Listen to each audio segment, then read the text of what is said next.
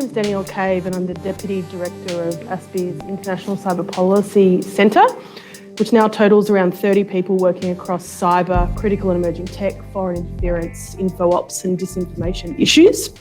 Thank you very much for joining us for the launch of our project, a new report, an Australian strategy for the quantum revolution. And for the authors of the report, who I'll introduce in a little bit, for flying down here to join us, and for Tara online is, I think, Skyping in from Queensland. Before we begin the proceedings, I'd like to acknowledge and pay respect to the traditional owners of the land on which we're currently sitting, the Ngunnawal peoples. It is upon their ancestral lands that the Australian Strategic Policy Institute is built. And as we share our own knowledge with each other today, may we also pay respect to the long history of knowledge sharing and the enduring traditions of the Ngunnawal peoples. This is the only second time, I think, in the last over a year now that I've spoken to a room of actual people, as opposed to the never-ending cycle of 100% virtual events where you largely don't see anyone on the other side. And it's really nice to, I think, have this hybrid model of events become the new norm. We're all here today in person in a fully, very, very COVID-safe room, and I think we have 150 or so people joining us online, and others will catch up on YouTube later. So I really like that model. It caters to everyone, whether you want to turn up in person or watch from your pajamas later on. I think it has a lot of traction. The report produced as a part of this project makes a very strong and compelling argument for a ramp up in Australian focus on quantum. And that would include a clear strategy, strong political leadership and organised policy focus and public investment. Quantum computing, quantum communications and other quantum-enabled technologies will change the world, reshaping geopolitics, international cooperation and strategic competition. And as this paper argues, in the past, Australia has held a competitive advantage in this space, but is at risk at falling behind, and really, I think, revealed through the research, and there are copies of the report up front, has already really fallen behind. The report also, I think, very importantly recognises that quantum is just one among a number of critical technologies, and that a step change is needed in Australia's policy settings related to critical and emerging technologies more generally.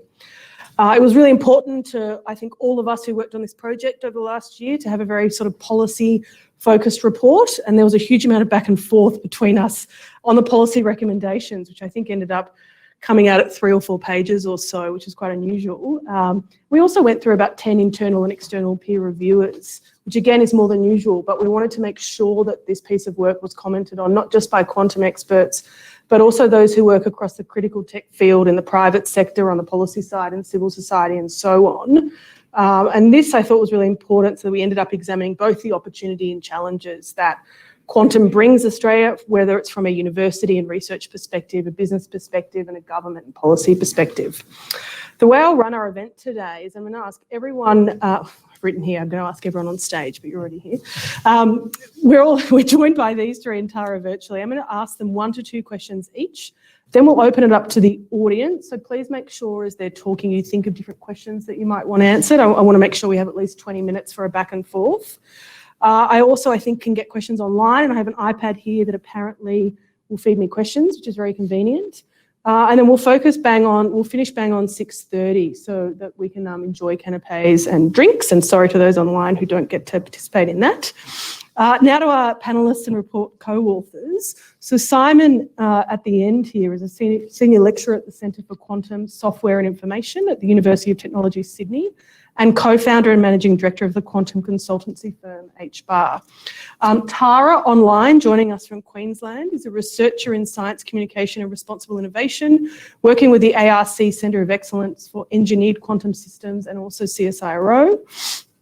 Gavin, here on my left, is a professor of physics at Macquarie University, working in quantum information theory. He's also director of the Macquarie Centre for Quantum Engineering and a chief investigator for the ARC Centre of Excellence in Engineered Quantum Systems. And then Peter, in the middle there, is a senior lecturer and ARC Future Fellow in the Centre for Quantum Software and Information at the University of Technology, Sydney.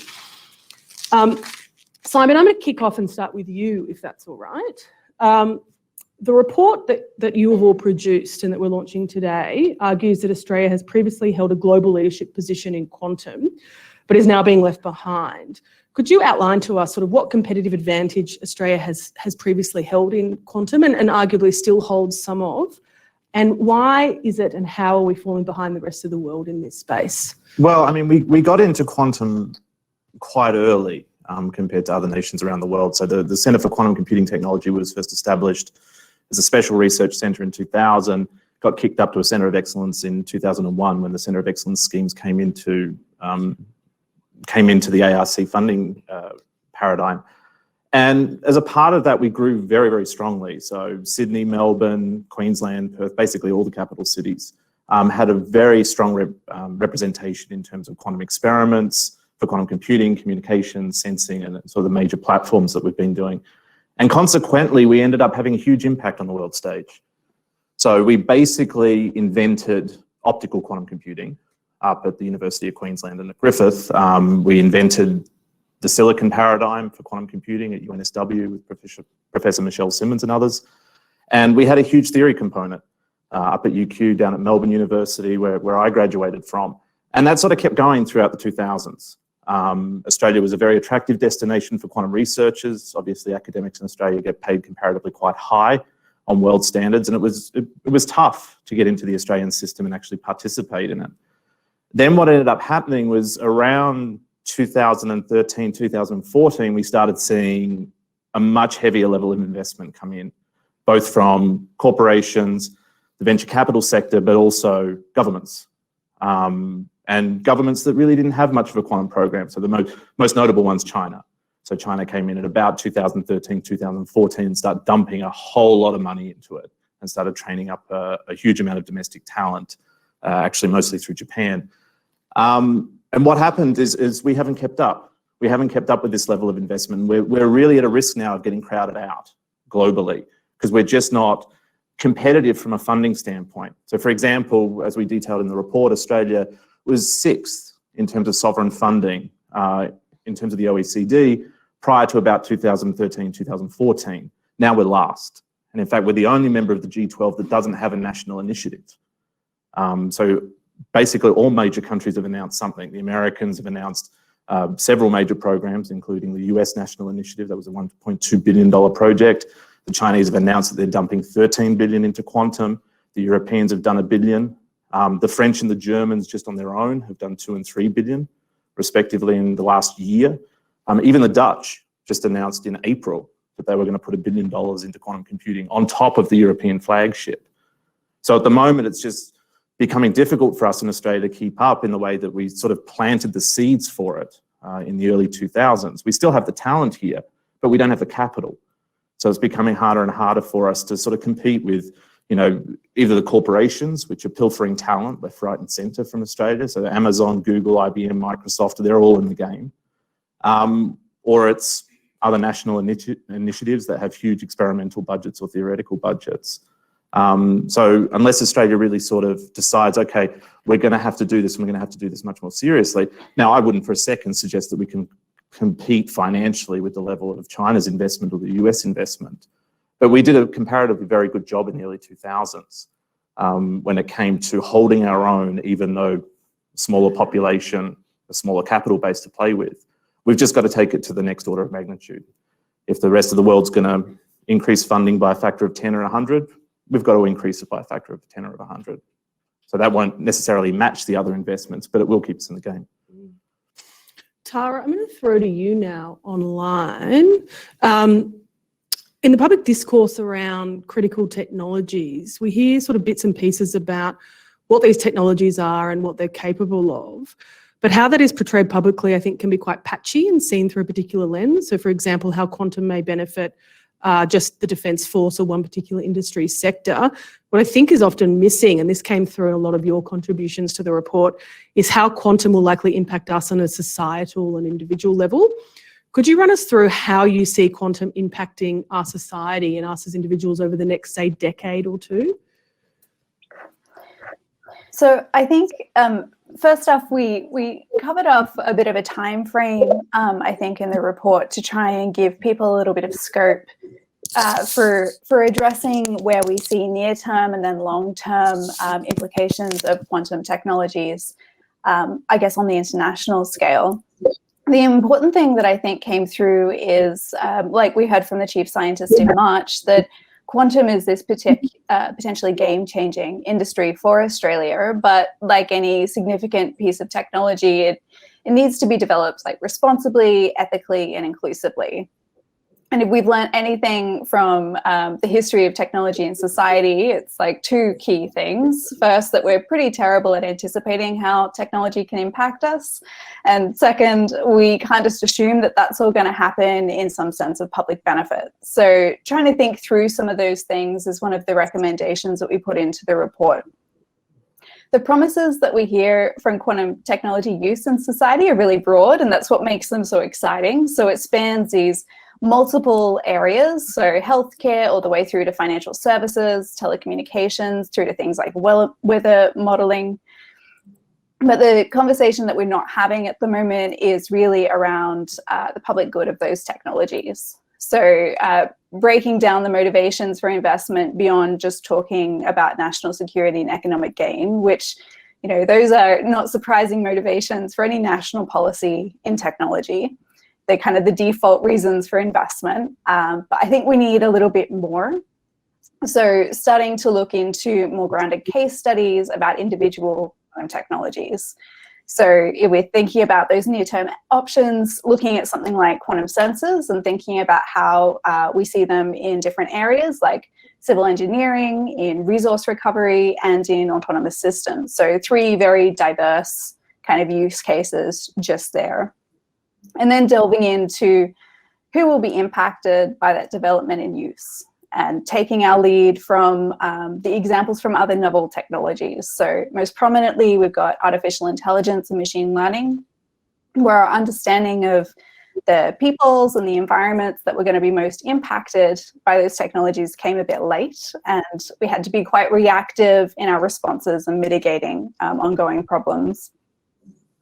Also seen that a bit in energy efficient technologies. So Shibita Patharasi in the US pointed out to Congress that research and development can be really focused on feasibility and economic gain, and inequities and innovation are then addressed retrospectively with limited success.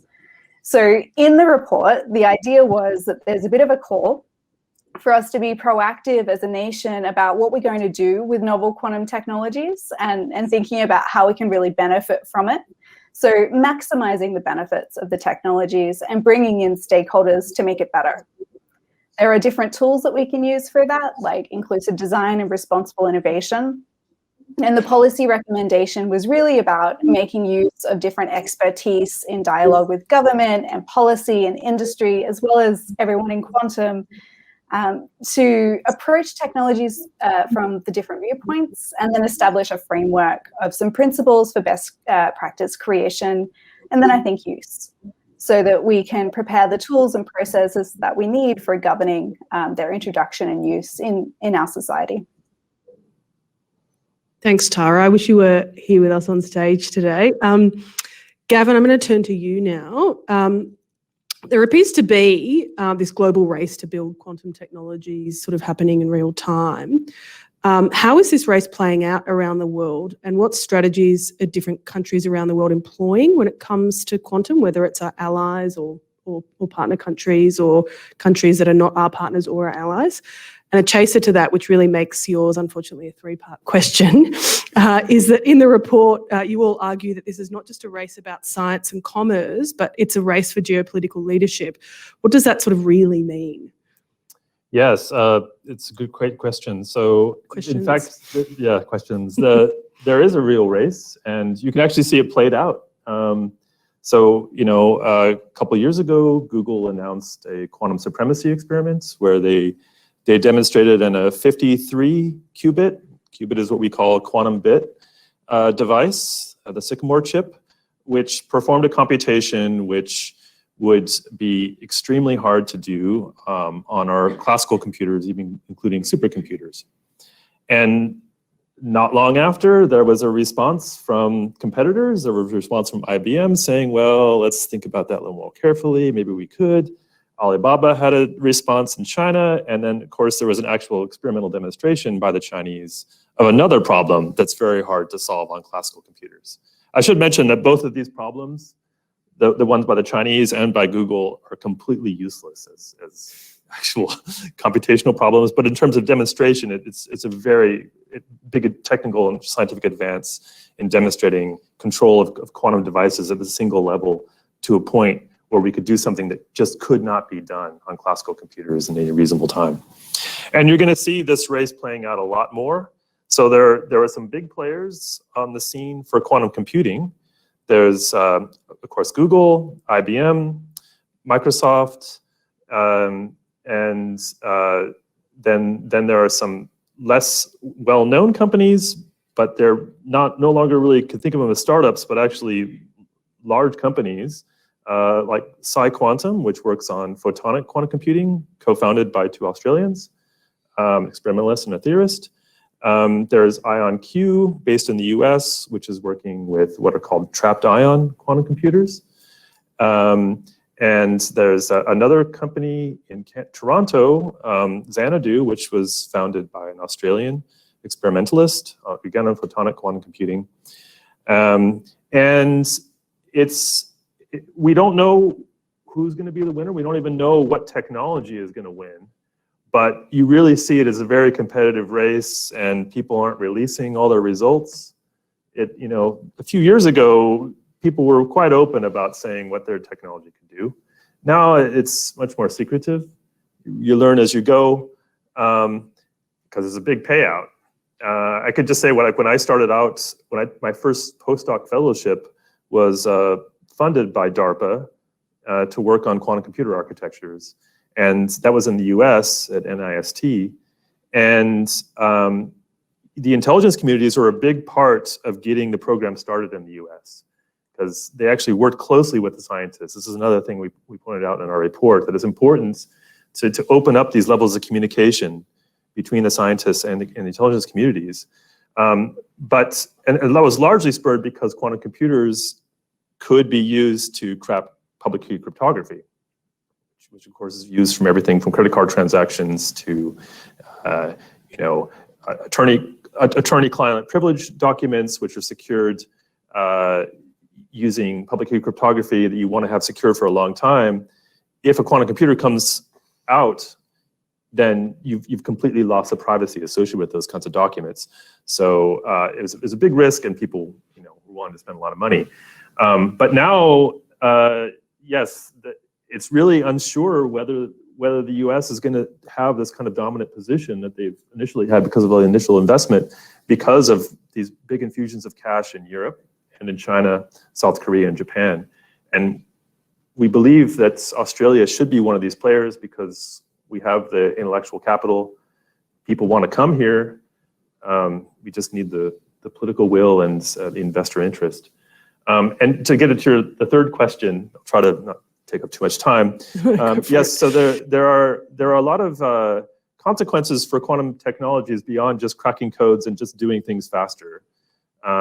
So for example, there's quantum sensors, which everyone has a phone, which oftentimes has an accelerometer and a magnetometer. These are devices that help you navigate. And important issues of if you're in a situation of a GPS-denied environment because of some attack, then quantum technologies can provide you a way to efficiently and accurately navigate your craft. And they can also use quantum sensors for mining. So if you have a much better way to determine where precious minerals are, you will have a strategic advantage over your competitors, which will certainly play a role, for example, in mining activities in Africa and other nations where you need to be the best team around to get the advantage of having access to those minerals. There are a lot of geopolitical consequences as well to movement towards digital currencies, because suddenly you're going to have power of computation determining the value and integrity of currencies, and who has access to the best computing devices, which will be quantum, will have an advantage in that sector. So yeah, all these things become quite interlinked in sometimes ways we didn't anticipate years ago. It also sounds incredibly multi-sector, like this isn't just a defense issue. Actually, it'll be agriculture and healthcare, Yes. as you said, strategic minerals, like a whole bunch of areas it Yes, sounds that's like right. will be really impacted. Peter, lucky last, and again, I think I've got a two-header here for you. I wanted you to come in on what specifically are the opportunities and threats when it comes to quantum tech from the national security, defence and intelligence space. We have a whole section that sort of zooms in on that in the report. And then a follow-up, and I'll remind you of this if you go deep on this first question so that we come back here. For the Australian government, what are the sort of the urgent or really critical gaps that you think need to be filled here from, I guess, a policy recommendation perspective? So in terms of opportunities and threats, I mean, some of them were alluded to before, things like the ability to crack codes. It's pretty obvious that that poses a significant intelligence threat, but also a huge boon to anybody who possesses it. So you can immediately see that there are some strategic considerations here. It's not just about we want to develop this technology and have it. We also need to be mindful of who we don't want to have it. But at the same time, some of these technologies also offset one another. So another big area of quantum technology is quantum cryptography, where we can make cryptographic codes that even quantum computers can't break. So there's a potential method to bypass the threat of quantum computing in compromising codes of the past.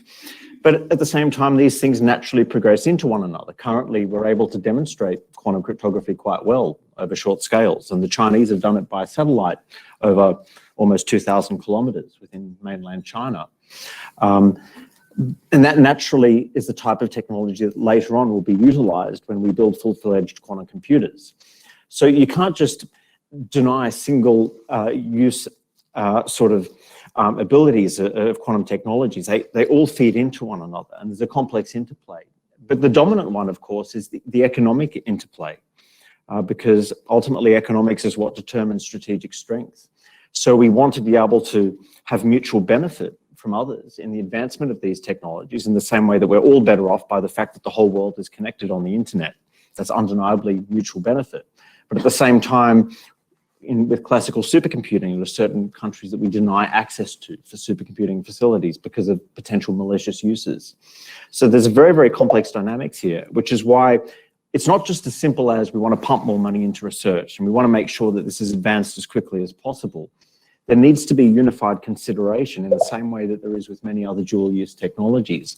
What is our place in the world? We're a medium-sized economy. We're not a superpower. We don't even get to dictate the path here. We have to acknowledge where we sit in the world, and from that, also make diplomatic decisions. How are we going to form alliances in the future, given the huge political influence that this kind of technology could have? And the second question, you said you'd have to remind me. Yes. It's for a different reason. That is that I have a bad memory. No, that's all right. And it's a bit unfair for me to pretend I'm asking you one question each when really there's 2, 3, probably even 4 wrapped up in there. There's a gap. Yeah. What I want to know is, you know, if you're up in Parliament or you're a senior policy maker across a range of department and agencies, and they're suddenly told, okay, we really need to focus on quantum, right, where do you think the most urgent gaps are? The gap is that we don't do exactly what you just said, which is having a unified umbrella that oversees all of these things at this very, very high level. At the moment, our approach is we pump a certain amount of money into research and development in this sector. There are lots of people that approach people like us for advice on how this might affect their future business operations, financial optimization, whatever the case may be. All these different interests involved and money being pumped into it, but not with any sort of cohesive long-term vision of what's the ultimate goal here. It's not just throwing money at things. It's about creating a domestic ecosystem which satisfies the needs of the country as a whole. And the same way with anything that has strategic importance. It's not just you throw money at it wildly. You need an overall goal of how does this fit into our place in the world as a medium-sized economy and alliances that we have? How does this affect our future alliances and diplomatic considerations? Because we don't get to dictate the path. We're part of the global economy, and we're a relatively small player in that, but we can't just go it alone. And what about just from a defence, intelligence and national security perspective? What do you see as the sort of key policy makers there? And I mean, feel free to come in on this across all 4 of you. Yeah, I mean, that is, from a national securities perspective, that is certainly one of the most important ones, to defence and intelligence, for the sorts of reasons that we've discussed. And that's exactly why it shouldn't just be allowed to be a free-for-all, because obviously some of these technologies, just like back in the Cold War, the obvious parallel is nuclear technologies. Hugely advantageous for certain applications, hugely detrimental for others if they go into the wrong hands. And like any sort of dual-use technology, it needs to be thought of in that kind of framework where how does this affect our alliances and our global diplomatic position? I mean, I will just add to that in comparison to, say, the United States or countries in Europe, the defence and intelligence sector in this country has not engaged in the same way. As Gavin said, when this got started in the 90s and the 2000s, the US intelligence and defence sectors were heavily involved in funding the research and supervising the research and talking to scientists. I don't know if you guys know, I don't know anyone in our community that holds high-level security clearance that can even have these discussions with members of defence or intelligence and say, okay, where do you see the threats being? And how do you think quantum's going to help you, or how do you think quantum's going to hurt you in the long term? I don't know anyone who has that level of engagement. And it's also, they're difficult shoes to fill, those ones, because people in that kind of position can't just be your everyday sort of intelligence defence type of people. They need to be people with an intimate understanding of the nuance of this technology. It's very different to conventional technologies that we're all familiar with, and there's an enormous amount of nuance and subtlety to it. And so people in those sorts of strategic decision-making positions need to have a clear understanding of the nuances of the technology as well, which is a difficult thing to fill. I'm going to ask one more question, and then we've got quite a few questions coming in online, and I'll also open it up. Before you guys were talking about, heads of sort of these quantum startup companies, which really aren't startups anymore. And I don't know if you did this deliberately, but almost everyone you mentioned was an Australian citizen who had co-founded the company, started the company. Are any of these people in Australia? Is the brain drain sort of all happening to the US and Europe? What does it take to get people back here? Well, yeah, so the drain is to where the money is, and also where the big fabrication facilities are, which is Silicon Valley. And the investors, they're willing to make that risk because it's a big payout. And it's proven technology. It's built up, it's taken time, but the principles are correct, and it's passed the test. There really is no fundamental obstacle to getting these things built. I think in Australia it does take a national initiative, but it's not just about the government spending money. It's also about fostering a culture with investors here who are willing to make the leap. And I just have to say that Australia is recognized as being a really great country to come to. I mean, I was attracted to come here. I know many people around the world, in Europe and North America, who very much like Australia would live here, but if they're involved with startup companies, it's just easier to go elsewhere. That's just the investments is available there. To more jobs elsewhere. Yeah, there's more jobs there. We have a question from Mark, who's watching online, and he's asked, when you postulate a strategic race, you have to consider not only how useful the tech could be, but also how likely it is that a competitor will gain that capability far enough in advance of you doing so that they will be able to use that advantage. How likely is a major strategic surprise that ends up making a difference? Who would like a turn at that? And Tara, just throw your hand up online if you want to jump in on any questions, and I'll throw specific ones to you. Well, I mean, certainly it can't be denied the Chinese level of investment into quantum technology has spurred a lot of the other investment into quantum technology. The Americans did get spooked a little bit and sort of got caught a bit on the back foot with their initiative. That sort of came on the back of sort of the Chinese announcements in regards to their push to heavily industrialize and commercialize their quantum technology. And they have spent a lot of money in that space. So again, whether or not you want to say we're at the stage now where somebody's pulling ahead, we're not quite there yet, in the sense that you could say, Chinese technology is significantly better than the Americans or significantly better than the Europeans. But I suppose that is something that's going to happen in the next 5 or 6 years, depending on whether it's the startup space or the corporate space or the sovereign space. Now, just also to be clear, people see the money that comes into Google and comes in from IBM and the VC community, but sovereign investment still dwarfs all of this. The amount of money that governments are spending onto their national initiatives and their national research programs is still much, much larger than what's coming in from the private sector at this stage. So have we gotten to the point where there could be a strategic surprise in an adversary or a non-friendly nation pulling too far ahead? No, not yet. In fact, everyone's somewhat level, I would say. As Gavin mentioned, there's multi-platforms for quantum computing, which in and of itself is hard to explain, because people, if it says there's different types of computers, if it was just standard laptop, people would think, oh, okay, it's Intel versus PowerPC, or it's Mac versus Windows. But it's all still silicon-based technology. In the quantum computing space, we have 7, at least, systems that are completely different from each other. Some are based on particles of light, some are based on atoms, some are based on all kinds of different things. And so we haven't yet sort of filtered that out yet. Everything's sort of about the same. Most of these systems can reliably produce qubits. We can fabricate them. We can control them quite well. But during the 2020s, that's going to change. By the end of the 2020s, I think we're going to have a much cleaner outlook of what's going to happen both in the computation, sensing, and communication space.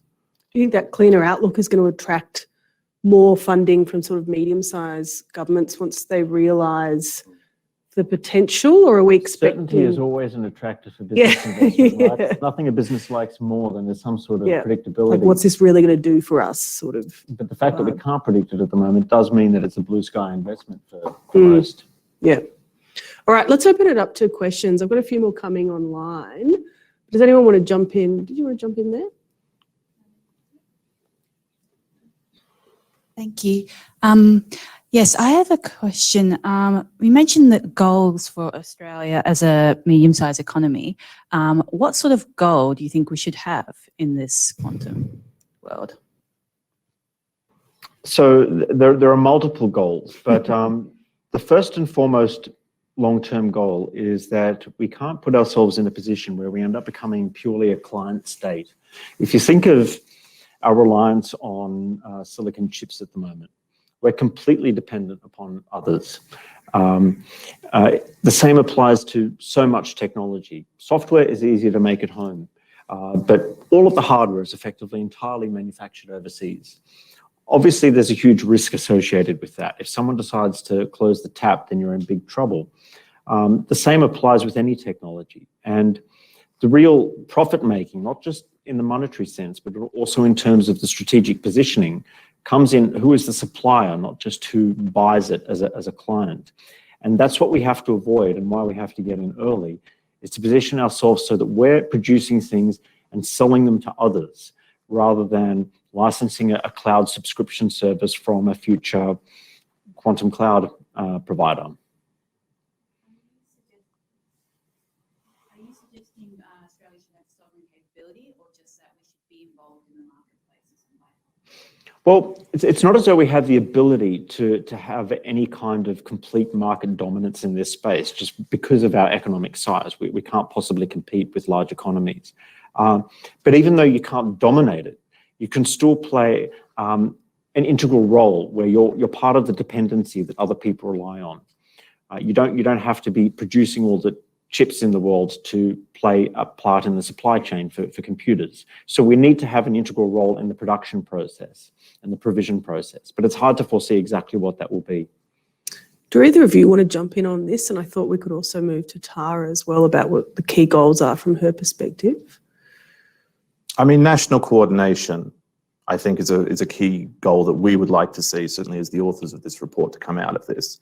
I mean, the evolution of quantum in this country, and it's certainly not the fault of anyone specifically or the community itself, it's the nature of academic research in Australia. The ARC is not a huge budget. There is a finite pie that we're all playing with. And when quantum sort of came up in the 2000s, everyone was grasping at this thing. So of course that sort of bifurcated the nation a little bit, and it did so a lot along state lines, but even across universities. I mean, you have UNSW fighting with USyd, you have Monash fighting with Melbourne, and then the second-tier universities come in. This has happened all over the world. It certainly happened in Australia. The rest of the world seems to be coalescing better. They seem to be saying, okay, you guys were fractured in the 90s and the 2000s because it was only a research program. You're all fighting over the same research pie. But now we're saying, okay, we're going to put more capital into this and we're going to actually force you guys to get along and coordinate a lot better. I mean, the Centres of Excellence programs in Australia sort of do this, but they are limited. They aren't, they're very, very good from an academic research point of view. But again, if you look at the centres in America or Europe, they're an order of magnitude more heavily funded. They're an order of magnitude more participants, both from the standpoint of academic faculty and industry partnership. So that's another key goal that we've been looking for and hopefully can push with this report. And all of these countries, whether it's the European Union or the United States, they tend to appoint somebody.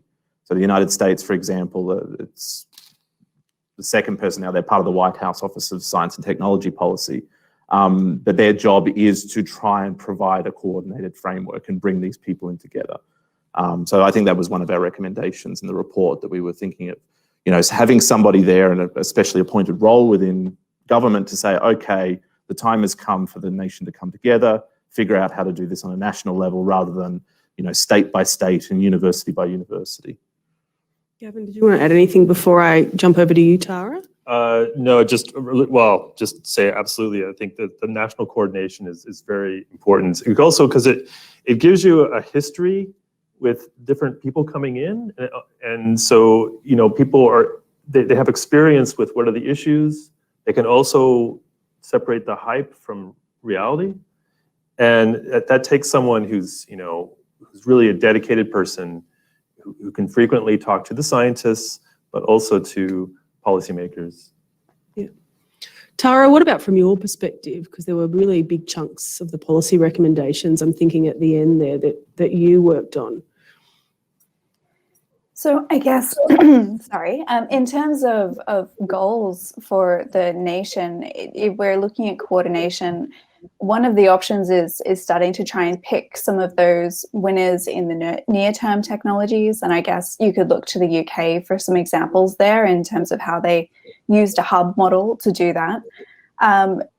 It would be, I think the thing I'm hearing from stakeholders in the community is thinking about how tech transfer works in our universities and our industry sector is really important, as well as how we engage with industry and find those, those use cases as proof of concepts in different Australian-based industries. I think that will be really important.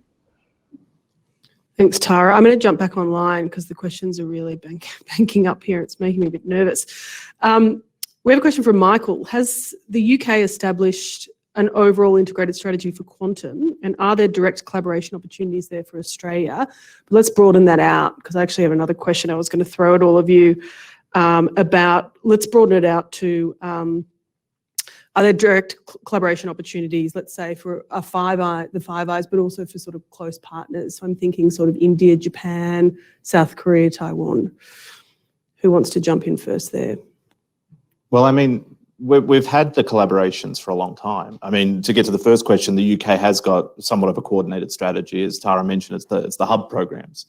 So I think it's 5 hubs now that they've got around the UK. I think it's 5. But they're all based out of a different area of the UK. So I think quantum imaging's based out of Glasgow, quantum networking's based out of Oxford. But they've got multiple ones of these that come under the sort of the hub of the Quantum Hubs program in the UK. Also included in this is in the UK model, centres for doctoral training in various topics across quantum, again, sort of located at different universities. So we've sort of taken a first step towards that. We've announced, we started last year, the Sydney Quantum Academy, which was a state government funded effort to try and do HDR and other higher degree training in the quantum space, but that's the only one. Whereas the UK's got them everywhere. And it's not just for quantum computing, it's for quantum engineering, it's for a whole bunch of other topics. In terms of collaborations beyond that, again, Australia and Australians have been sort of scattered far and wide. We all have collaborations overseas with various countries such as this. However, it's getting a little bit harder because a lot of the opportunities that exist in other countries, again, sort of crowd us out in that they don't need us in the same way that they did, or they're not incentivized in the same way that was before. So for example, when Amazon set up their quantum division, the people who set it up, we're very strong collaborators with. The head of quantum at AWS and a lot of the people there we know, some of them are from Sydney, they've been poached recently. And AWS, I think, would love to come to Australia and set something up in Australia and say, we'll have a divisional office in Sydney or have a divisional office in Melbourne.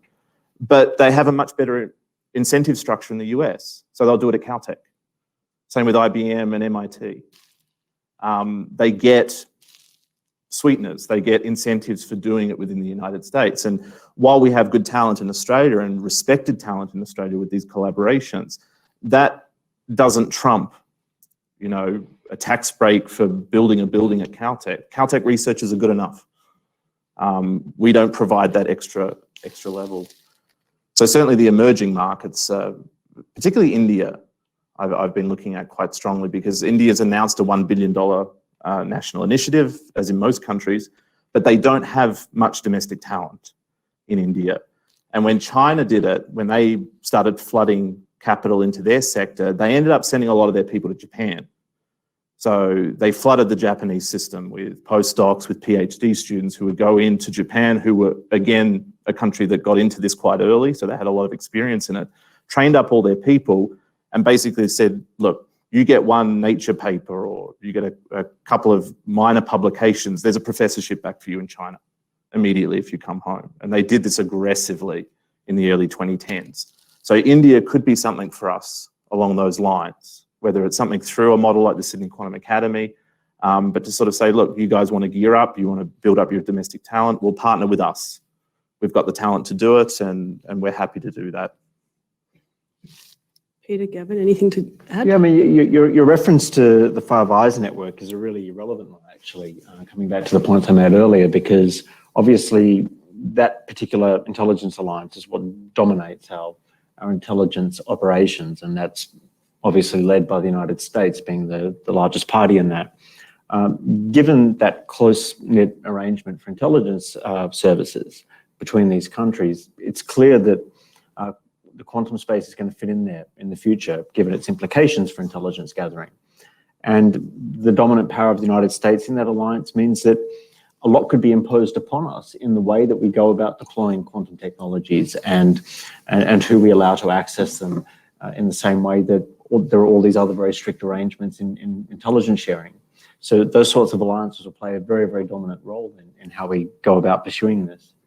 And in other critical techs as well? Like this isn't just a quantum thing. Do we think that the Five Eyes will sort of play a key? In terms of intelligence gathering, I mean, it seems particularly relevant to quantum computing, given its ability to compromise certain codes and create new ones that are very, very secure. But it does apply to other technologies as well, but I think to a lesser extent, given how ubiquitous classical technologies are. Yeah. I'll just add that it is actually pretty common for us as researchers to be involved with projects that are funded through, for example, the U.S. military. And the U.S. Army has announced that they're going to, have open calls which will be available to Australian researchers. But in terms of like a more coordinated efforts towards, like kind of a Manhattan project, but between Five Eyes countries, I'm not privy to those conversations if they exist, but it's an interesting idea. Do we have any more questions out here from the floor? We've got a lot. Let's start over here and then we'll make our way that way. I think this question might be more posed towards Peter, just based on his discussion earlier, but it's open to everyone. There's been a lot of recent discussion and research coming out about how these new critical technologies like quantum computing might affect our regional strategic stability, especially in defense and intelligence, relating to how it might act as a force multiplier for nuclear forces possibly, or even advanced conventional weaponry. Do you believe that these threats to strategic stability are real, and could Australia have some sort of impact in mediating these insecurities, possibly through a third-party mediation or negotiation? Right. So that's a good point, because inevitably in the future we are going to have quantum facilities on our soil, and certainly lots of intellectual property. Where that position is hard to predict, but we will have a significant position. And there'll be lots of smaller nations that will want to utilize the power of quantum technologies, but can't afford it because it's going to, at least initially, going to be hugely expensive compared to the sorts of computing equipment that we use at the moment. So you might be licensing it out through a cloud service, as we mentioned earlier, or renting it out, or whatever the case may be. There's huge soft power in that, right? I mean, if you're surrounded by developing countries, which we are, that would want to access these sorts of technologies, that's perfect diplomatic soft power to make it available. At the same time, it can be wielded as leverage by denying people the access to it. But of course, the more dominant your position is in terms of having ownership over this technology, the more leverage you have for soft power or for any sort of diplomatic leverage. But yes, it'll definitely play a role. But at the same time, there are inevitably going to be players that are far more powerful and well-equipped than we are, seeing us in exactly the same way that I just described in relation to other countries that we're related to wanting to use soft power against. So we have to also acknowledge what our place in the world is, and that we don't get to be the pure decision makers on our own. And it's inevitably in some sort of cahoots with our lords and masters, whoever that happens to be. I might continue on, Hilary. There was a gentleman there. Yeah. Yes. Yeah,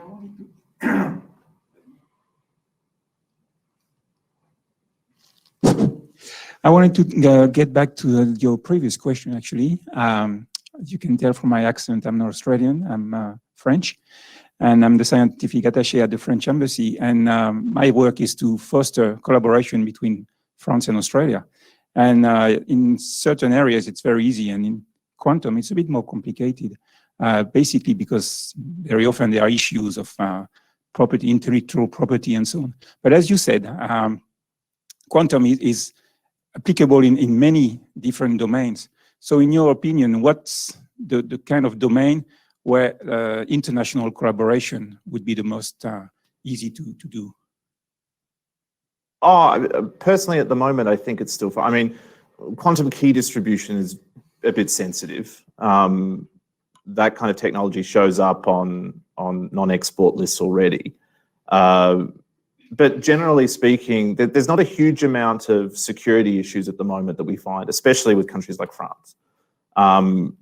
We still have active collaborations both with multiple institutes in France and with the startup community that's also growing there quite quickly. How this changes with your recent initiative, I don't know. I'm not even sure that the details have been fully worked out yet with this new $3 billion announcement. But our issues with collaboration at the moment, I don't think is security related, not yet.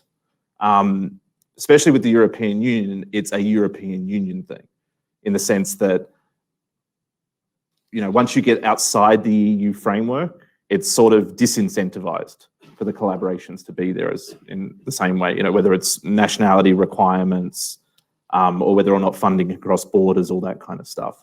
So that's much more of an issue at the moment. We have some security concerns at the moment, but it's only related to certain countries and whether or not we can basically have students have postdocs or have academic collaborations with some of these countries that are very no-go at the moment when it comes to any kind of technology, not just quantum.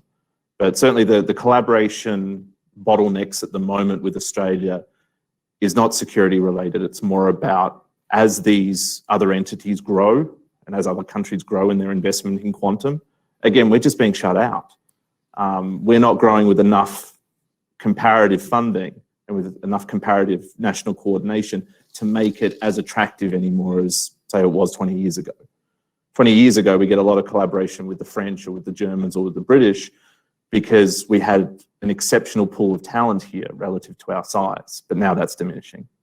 I would say that I think one area that has the most opportunity for useful collaboration is in establishing standards for post-quantum cryptography.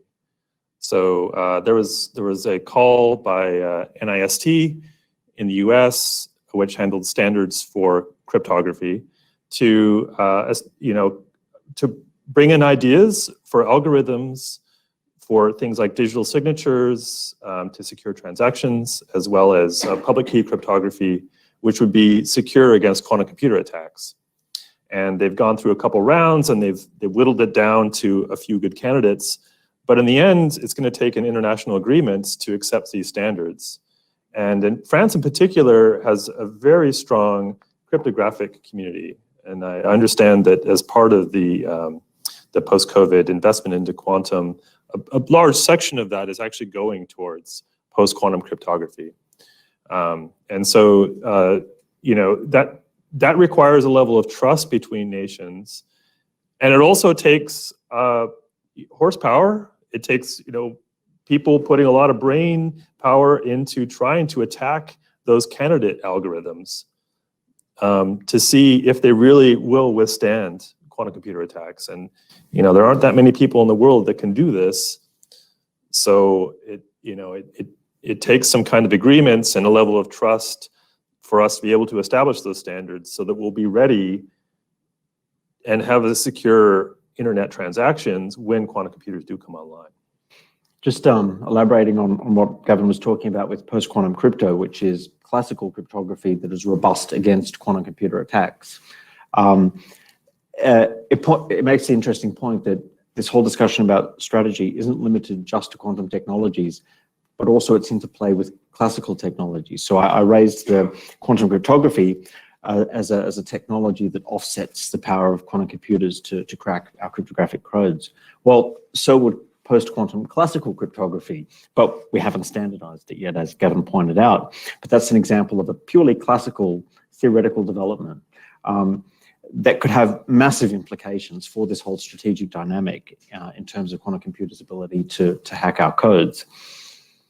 Let's do 2 questions at a time now and see if we can get through. Let's start there, Kwasi. So if we played our cards right and developed an effective national strategy, do you think there's potential that it could actually push Australia into becoming a large economy? So I'll grab that one and then we might do one more from the audience. Was there any? I did see, oh, yep, at the front here, Kwasi.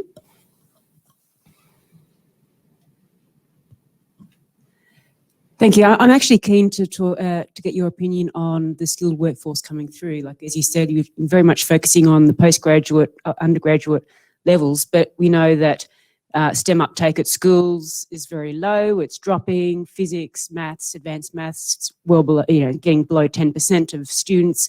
Gender issues around who's doing the maths and physics. So I'm keen to hear what your thoughts are in terms of expanding on what's in the report and how to attract people to quantum.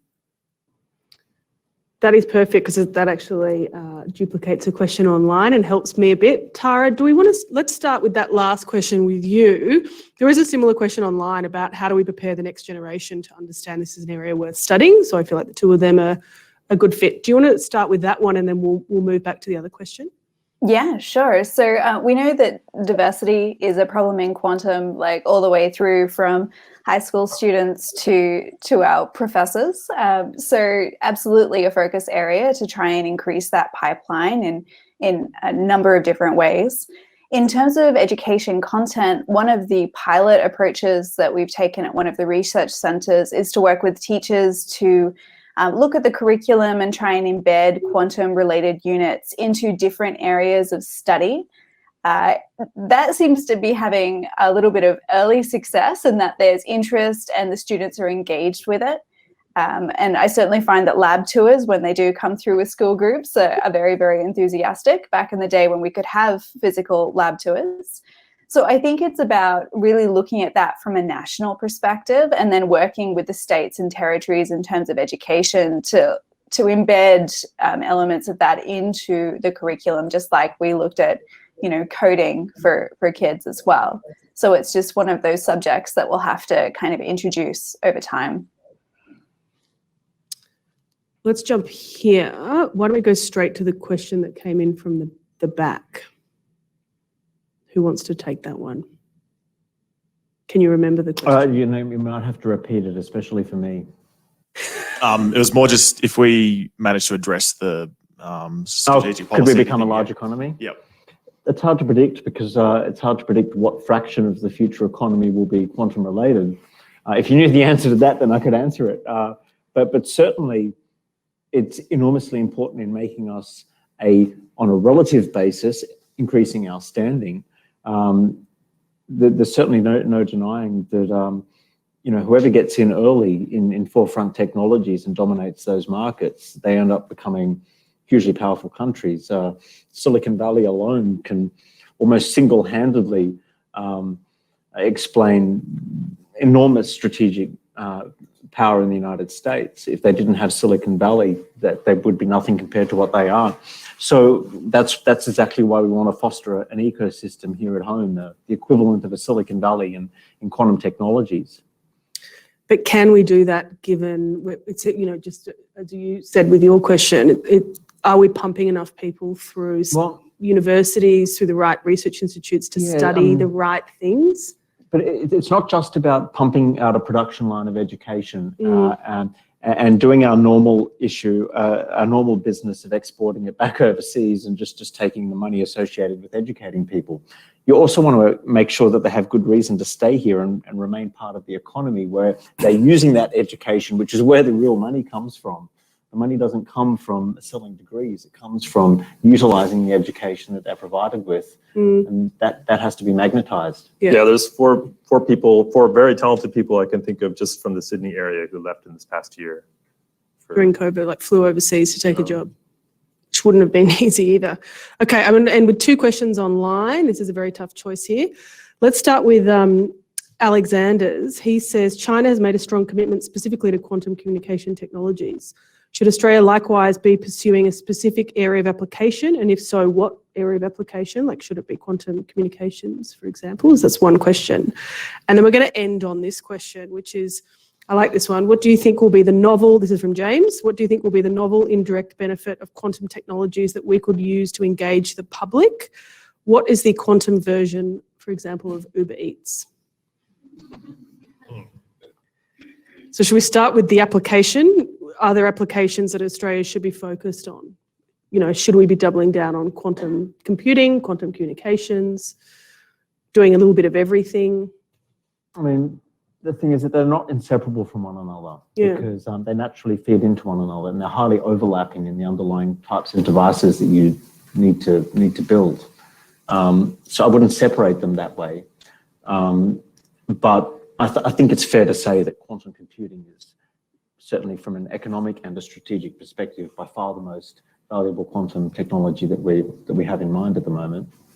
It's also, we're not clear yet really about whether the approaches that other countries are feeding into their programs are ultimately going to be the best. Australia's not going to launch a satellite constellation for quantum. We're just not going to do it. We don't have the resources to put up a satellite quantum constellation like China or the US might do. But that doesn't mean that that's the best way for us to do it. Even from a technological standpoint, there are other methods for quantum communications that might turn out to be cheaper. They might be easier to build. They might be more compatible with quantum computing, as Peter said, fundamentally built from the same devices with very little modification. We still, have only taken the very first step as a world, basically, in regards to quantum technology. The biggest quantum computing systems are 50 qubits. They're not very big. People and not useful. Yeah. People often say, well, can you compare where we are with quantum to where we were classically? And you get a range of answers when you talk to people in the quantum community. Oh, we're at 1972 or in 1954 or something like that. But again, 50 qubits. If we want to make the equivalent to bits, okay, when did we have 50 bits of information in some system? Vacuum tubes, transistors, whatever happens to be. I would argue we're not even at the 50s yet. in regards to all of this. So it's very, very unclear. And I suppose this leads into the last question. I mean, if you're in 1950, would you predict Uber Eats? Would you predict YouTube? That's not what people are thinking about. And that's not what we're thinking about in quantum either. And we're not predicting quantum Uber Eats either. Yeah. I mean, it kind of is already. Sometimes your food arrives, sometimes it doesn't.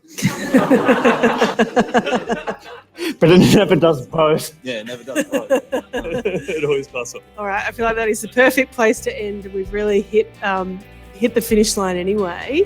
Thank you very much, everyone, for joining us, both here and online. If we can end by giving our panelists and Tara up there a round of applause, that would be fantastic.